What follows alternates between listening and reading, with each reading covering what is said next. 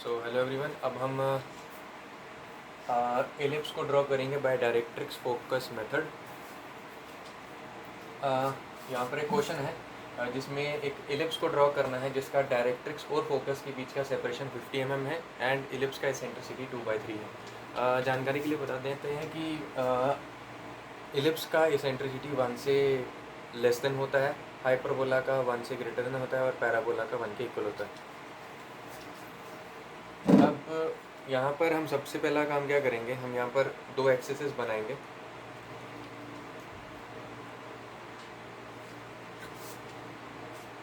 Roller कल करके मैं से एक रैंडम लेंथ की सॉलिड लाइन एक्सटेंड कर दूंगा और इसके एंड पॉइंट से एक परपेंडिकुलर लाइन जो इस लाइन के परपेंडिकुलर हो उसे ड्रॉ करूंगा। अब ये जो इन दोनों का इंटरसेक्शन पॉइंट है ये होगा डायरेक्ट्रिक्स, इसको डी करके नेम कर सकते हैं। एंड इससे 50 mm की सेपरेशन पर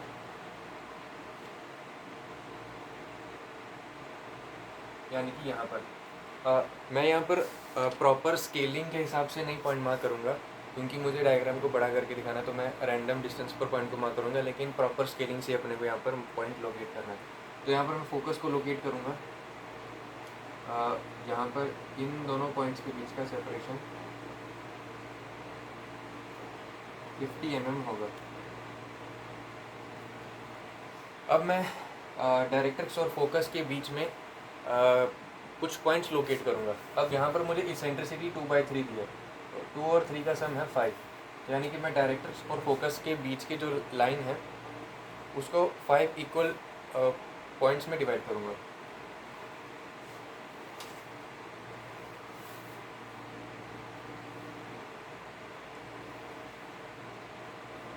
ठीक है, और फिफ्थ पॉइंट हमारा फोकस ही हो जाएगा। तो यहाँ पर 5 इक्वल पार्ट्स में डिवाइड हो गया अगर हम काउंट करें तो। अब यहाँ पर इसेंट्रिसिटी का न्यूमिनेटर क्या है मेरा, वो है 2।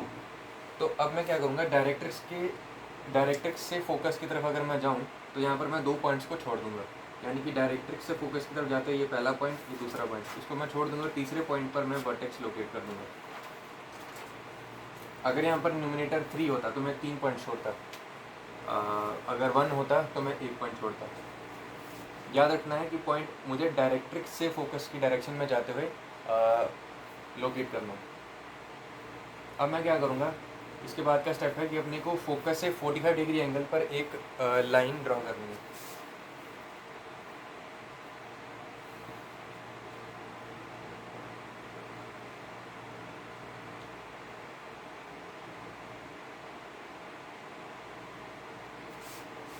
ठीक है, अब यहाँ पर मैं क्या करूँगा, अब वर्टेक्स से पास होने वाली एक लाइन ड्रॉ करूँगा जो कि इस बेस लाइन के परपेंडिकुलर होगी। इसे भी रैंडम लेंथ का बनाएंगे। अब मुझे कंपास की हेल्प से क्या करना है, कंपास की पिन को वर्टेक्स पर रखना है और पेंसिल को फोकस पर रखना है। और मैं क्या करूँगा, इतना डिस्टेंस कंपास को खोलने के बाद एक पॉइंट मार्क करूँगा इस लाइन पर जो वर्टेक्स से पास कर रही है। लेट से वो पॉइंट मेरा कुछ यहाँ पर है। बी और इस पॉइंट के बीच का सेपरेशन उतना ही होगा जितना बी और एफ के बीच का सेपरेशन है। अब मैं क्या करूँगा, डायरेक्ट्रिक्स से एक लाइन बनाऊंगा जो कि इस आर्क को कट करेगी।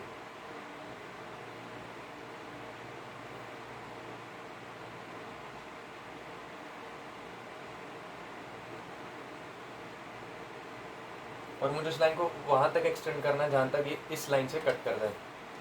ये हमारा वो आर्क पॉइंट था लेट से। अब इस पॉइंट को मैं इस लाइन से कनेक्ट कर दूंगा।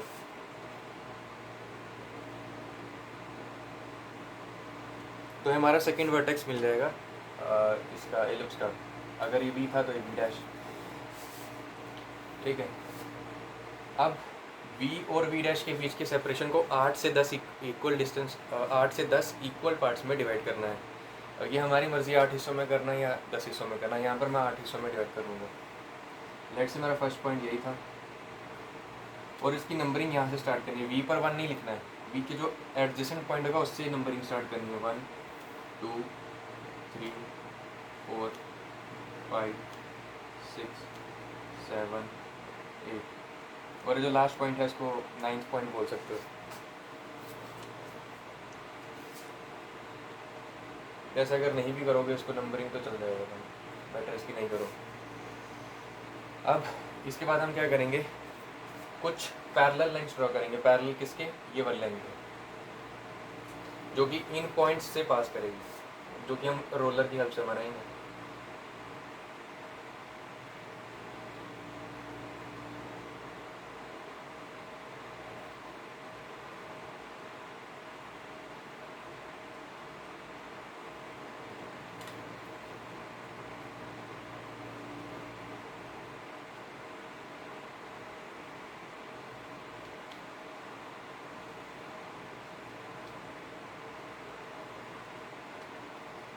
तो यहाँ पर लाइंस थोड़ी पैरेलल नहीं बनी, लेकिन अपने को एग्जाम में या फिर ड्रॉ करते वक्त ज्योमेट्री को ये लाइंस को पैरेलल रखना है।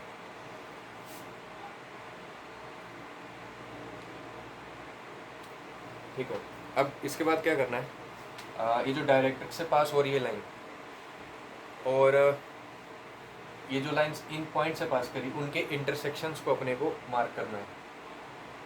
ये जो पॉइंट है मेरा पहला, अगर ये पॉइंट नंबर 1 से पास हो रहा था तो ये पॉइंट हो जाएगा 1 डैश, इसका एडजेसेंट 2 डैश, फिर 3 डैश, ऐसे ही 4 dash, 5 dash, 6 dash, 7 dash, 8 dash.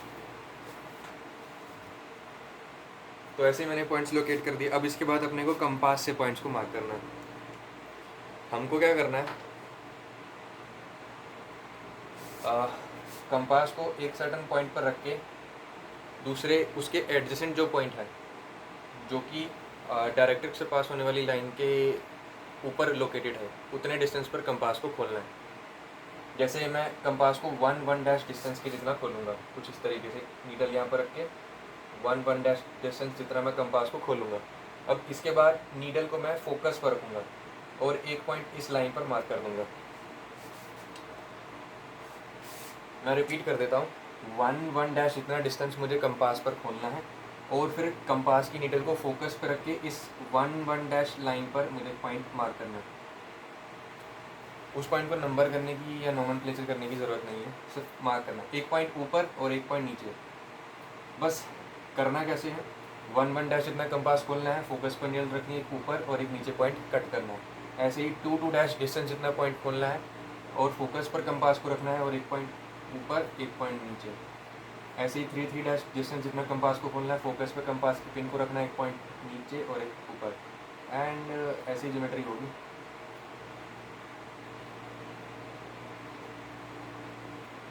ऐसे अपने को बहुत सारे पॉइंट्स मिल जाएंगे,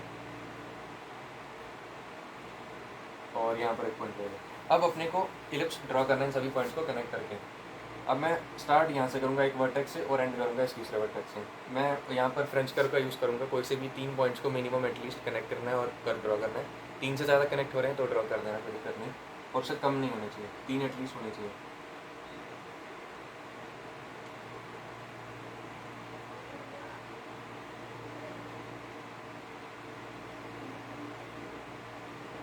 तो कुछ इस तरीके से इस कर्व को ड्रॉ करना है, दोनों वर्टेक्सेस के बीच के आपका इलिप्स बनेगा। यहाँ पर थोड़ा सा रॉ डायग्राम बना है, बट प्रॉपर स्केलिंग के साथ बनाएंगे तो परफेक्ट इलिप्स बनेगा।